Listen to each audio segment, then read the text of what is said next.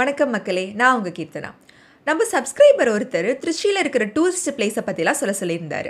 இந்த வீடியோ கண்டிப்பாக திருச்சி விசிட் பண்ணாதவங்களுக்கு ரொம்ப இம்பார்ட்டண்ட்டாக இருக்கும். திருச்சியில் இம்பார்ட்டண்டான பிளேஸ் என்னென்ன பிளேஸ்லாம் சுற்றி பார்க்கலாம், எதெல்லாம் ரொம்ப நல்லா இருக்கும் அப்படிங்கிறத இந்த வீடியோவில் நான் உங்ககிட்ட ஷேர் பண்ண போகிறேன்.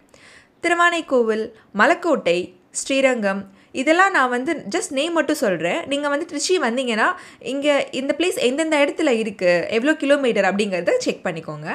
அதுக்கப்புறம் புளியஞ்சோலை வாட்டர் ஃபால்ஸ், இப்போ கிட்ஸுக்குன்னு எடுத்துக்கிட்டிங்கன்னு வச்சுக்கோங்களேன், Ibrahim park, stem park, butterfly பார்க்லாம் ரொம்ப என்ஜாய் பண்ணுவாங்க.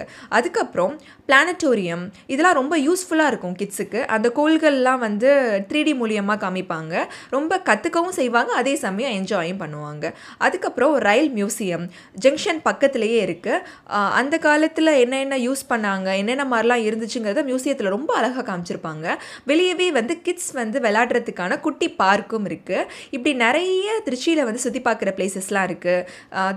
கல்லணை, அதுக்கப்புறம் பார்த்திங்கன்னா முக்கொம்பு, காவேரி பாலம், பாபா கோயில், சாய்பாபா கோவில் மதுரை ஹைவேஸ் போகிற வழியில் இருக்குது.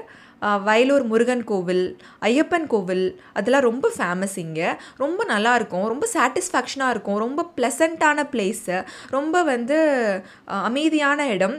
பர்சனலாக எனக்கும் திருச்சி ரொம்ப பிடிக்கும். இங்கே வந்தீங்கன்னா கண்டிப்பாக ஒரு ரிலாக்ஸேஷனாக இருக்கும். மற்ற ஊர் மாதிரி நிறைய சுற்றி பார்க்க இடம் இல்லாட்டியும் இருக்கிற இடம் ரொம்ப பக்காவாக இருக்கும், ரொம்ப ஃபேண்டாஸ்டிக்காக இருக்கும். திருச்சி வந்தால் மிஸ் பண்ணாமல் பாருங்கள். அதுக்கப்புறம் ரொம்ப ஒரு இன்ட்ரெஸ்டிங்கான இன்னொரு விஷயம் நான் சொல்கிறேன்.